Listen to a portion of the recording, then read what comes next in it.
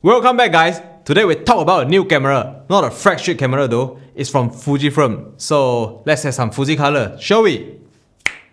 Haha, that's more like it. Fujifilm X-S10. This camera confused me. Existing Fujifilm already have a lot of subline in their X series lineup. X-T200, X-T30, X-T4, not to mention the rangefinder series X100F, X-E3, X43. Oh yeah, the entry level X-S7. Is that all? Still have the Atch one. Holy, just too many of them. So where this X-S10 should place in?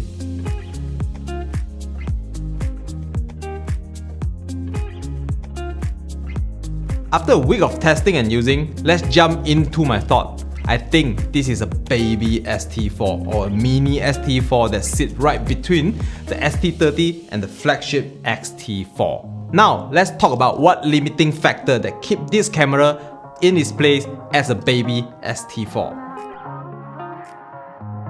X-T4 have a dual card slot and this one have a single card slot that sit next to the battery. Yeah, talk about the battery, a smaller battery.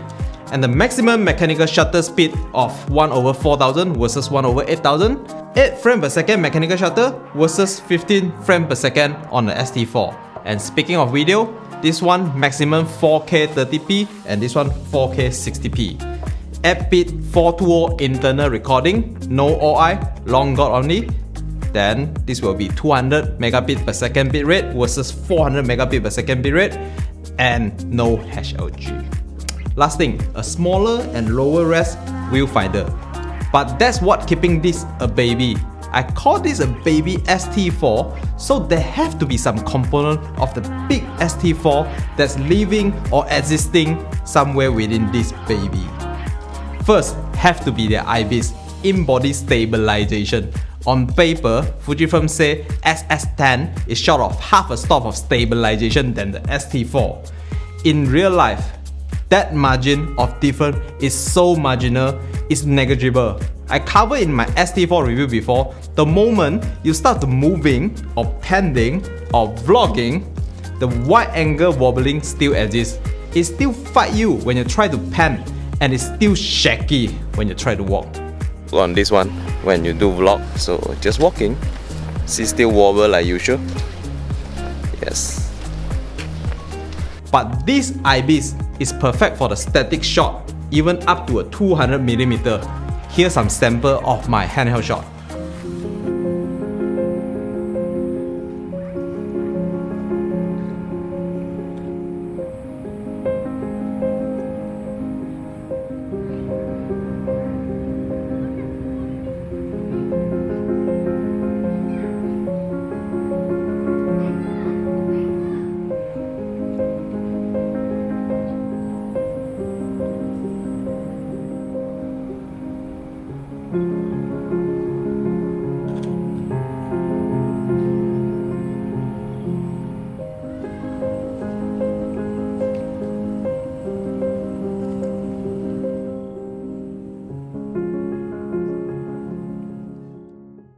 That tilty flippy screen taken from the X-T4 get even better now. It's make a way for that mic input brilliant.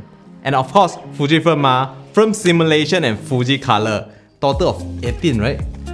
When this brought to the table, you know, SOOC, straight out of camera. This is another best JPEG camera you asked for. The baby X-T4 not just refer to its feature, it's reflect on the size too. Not to say X-T4 is chunky or heavy. X-T4 itself is already a very lightweight camera. This get even more slimmed down. 607 gram versus 465 gram. Now, video.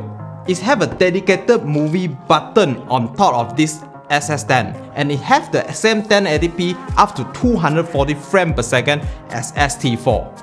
Plus that one thing I like Fujifilm the most, F-Log. This baby have it. Although in 8-bit 420 and 4K 30p only, from the side-by-side comparison with X-T4 is another marginal difference.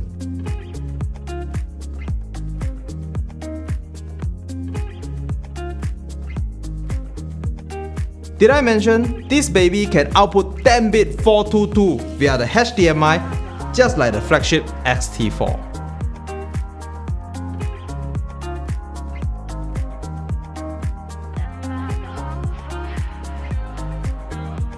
From the outlook of this camera, myself would not say pretty. It doesn't have the retro and full of physical button and dials just like the X-T4, but it does offer a better hand grip than any X series camera I tried before. It's a yes and no. It is a better grip, also make it look a bit weird. Oh yeah, this got me completely by surprise. A pop-up flash, and to find out more hidden surprises of X-S10, check out Jayz review. He will walk you through what kind of camera exactly of X-S10. So, who did they make this X-S10 for? The price is your smoking gun. It's only $1 short from $1,000 and it's priced under 4,500 in ringgit for the body. It's clearly Fuji open invitation into their backyard. If you ever fantasize owning a Fujifilm camera for a while now, the X-S10 is probably your window. It's an accessible baby version, or you call it a spin-off of that X-T4. Powerful enough to live up to a serious image catcher, be it a photo or video. Twice the fun if you plan to use it for SOOC. It's a baby X-T4, otherwise known a little bit more official as Fujifilm X-S10.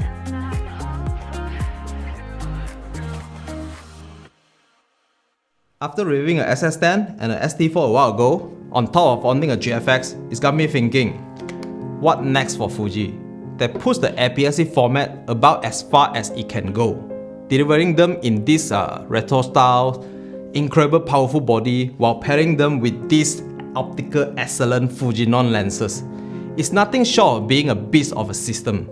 It doesn't stop there. They even unleash a pursuit against maximum image quality with their medium format GFX lineup, at the same time doing a world a favor by keeping them relatively affordable among medium format. They're also the same people keeping Polaroid a thing. Possibly the strongest influence Fujifilm has on the mass consumer market. It's a wonderful thing they are doing, keeping Polaroid relevant. It is a very spatial, very tangible slide of photography to preserve.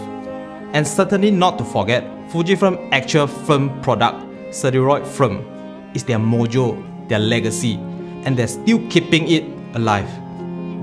And after all this remarkable thing they've done, I can't help but think there's no much runway left for Fujifilm. What are they going to do next? What can they do next?